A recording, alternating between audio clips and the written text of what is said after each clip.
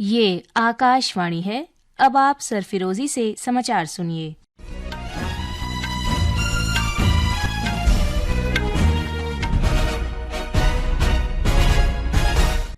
महाराष्ट्र और झारखंड में विधानसभा चुनाव के लिए प्रचार तेज हो गया है।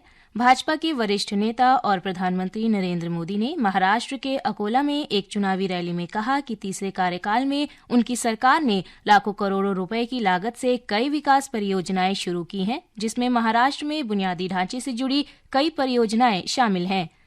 श्री मोदी ने कहा कि केंद्र सरकार ने अमरावती में वस्त्र पार्क की आधारशिला रखकर कपास का उत्पादन करने वाले किसानों के लिए बुनियादी ढांचे और उद्योग को बढ़ावा दिया है। उन्होंने कहा कि वस्त्र पार्क कपास का उत्पादन करने वाले किसानों की समृद्धि का मार्ग प्रशस्त करेगा। श्री मोदी ने कहा कि 70 वर्ष से ऊपर के बुजुर्गों को वय वंदना आयुष्मान कार्ड मिलने शुरू हो गए हैं। श्री नरेंद्र मोदी ने कहा कि उनकी सरकार ने मराठी को शास्त्रीय भाषा का दर्जा दिया है, जिससे महाराष्ट्र की प्रतिष्ठा बढ़ी है। कांग्रेस अध्यक्ष मल्लिकार्जुन खड़गे ने भी महाराष्ट्र के नागपुर विधानसभा क्षेत्र में रैली को संबोधित किया। वे नागपुर में दीक्षा भूमि गए और डॉक्टर बाबा साहब अम्बेडकर को श्रद्धांजलि अर्पित की। उनका अमरावती में भी एक रैली को संबोधित करने का कार्यक्रम है। शिवसेना उद्धव बाल ठाकरे पार्टी नेता उद्धव ठाकरे ने व्यापार और उद्योग को महाराष्ट्र से गुजरात स्थानांतरित करने के लिए सत्तारूढ़ महायुति सरकार की आलोचना की। झारखंड में भाजपा नेता और गृह मंत्री अमित शाह ने छतरपुर में एक जनसभा में कहा कि हेमंत सोरेन सरकार ने युवाओं से चुनाव के दौरान बेरोजगारी भत्ता देने का अपना वायदा पूरा नहीं किया है। उन्होंने कहा कि भाजपा की सरकार बनने पर हर साल 1 लाख रोजगार सृजित होंगे और करीब 3 लाख रिक्त पदों को पारदर्शी तरीके से भरा जाएगा। श्री शाह ने कहा कि कांग्रेस ने संविधान को मजाक बना दिया है। कांग्रेस नेता राहुल गांधी ने धनबाद जिले में बागमारा और जमशेदपुर में जनसभाओं को संबोधित किया। उन्होंने कहा कि हम इसी लोकसभा में जातिगत जनगणना को पास करके दिखाएंगे और आरक्षण में 50% की दीवार तोड़ देंगे।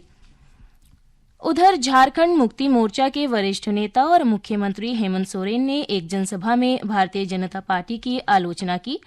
झारखंड की 81 विधानसभा सीटों के लिए पहले चरण में 13 और दूसरे चरण में 20 नवंबर को वोट डाले जाएंगे। महाराष्ट्र की 288 विधानसभा सीटों के लिए 20 नवंबर को मतदान होगा। दोनों राज्यों में मतगणना 23 नवंबर को होगी। उपराष्ट्रपति जगदीप धनखड़ ने कहा है कि शिक्षा में निवेश समाज की सेवा करने का सबसे प्रभावशाली तरीका है। इससे मानव संसाधन समृद्ध होने के साथ हमारे वर्तमान और भविष्य सुरक्षित रहते हैं। उन्होंने इस बात पर बल दिया कि शिक्षा को कभी भी व्यापार के रूप में नहीं देखा जाना चाहिए। आज नई दिल्ली में राष्ट्रीय प्रौद्योगिकी संस्थान के 4थे दीक्षांत समारोह की अध्यक्षता करते हुए श्री धनखड़ ने ये बात कही। इस अवसर पर उपराष्ट्रपति ने संस्थान के मेधावी विद्यार्थियों को पुरस्कार भी प्रदान किए।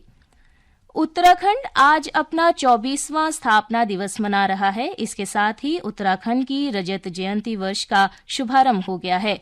राष्ट्रपति द्रौपदी मुर्मू, उपराष्ट्रपति जगदीप धनखड़, प्रधानमंत्री नरेंद्र मोदी, गृह मंत्री अमित शाह, राज्यपाल लेफ्टिनेंट जनरल गुरमीत सिंह और मुख्यमंत्री पुष्कर सिंह धामी ने प्रदेशवासियों को स्थापना दिवस की शुभकामनाएं दी हैं। सरकार ने हज यात्रा को सुगम बनाने के लिए डिजिटल बुनियादी ढांचे में महत्वपूर्ण सुधार कर कई कदम उठाए हैं। इन कदमों के माध्यम से महिलाओं की समानता को बढ़ावा दिया गया है, जिससे कि अधिक महिलाएं स्वतंत्र रूप से हज यात्रा पर जा सकती हैं। विशेषकर कम आय वाले लोगों के लिए हज यात्रा को सुगम बनाने के प्रावधान किए गए हैं। महिलाओं के लिए सुगम्यता को बेहतर बनाने के वास्ते हज यात्री सहायता कार्यक्रम शुरू किए गए हैं। पूर्वी मध्य रेलवे छठ पूजा के बाद बिहार से वापस आने वाले यात्रियों के लिए कल से अगले 15 दिन के दौरान 446 विशेष रेलगाड़ियों का संचालन करेगा। आकाशवाणी के साथ बातचीत में रेलवे के मुख्य जनसंपर्क अधिकारी सरस्वती चंद्र ने बताया कि इस वर्ष यात्रियों की बढ़ती संख्या को देखते हुए पिछले वर्ष की तुलना में 70 से अधिक अतिरिक्त रेलगाड़ियां चलाई जा रही हैं। भारतीय पुरुष हॉकी टीम के कप्तान हरमनप्रीत सिंह को FIH player of the year और PR श्रीजेश को गोलकीपर ऑफ द ईयर खिताब दिया गया है। दोनों को कल ओमान में FIH वैधानिक कांग्रेस के दौरान ये सम्मान प्रदान किया गया। इसके साथ ही ये समाचार बुलेटिन समाप्त हुआ।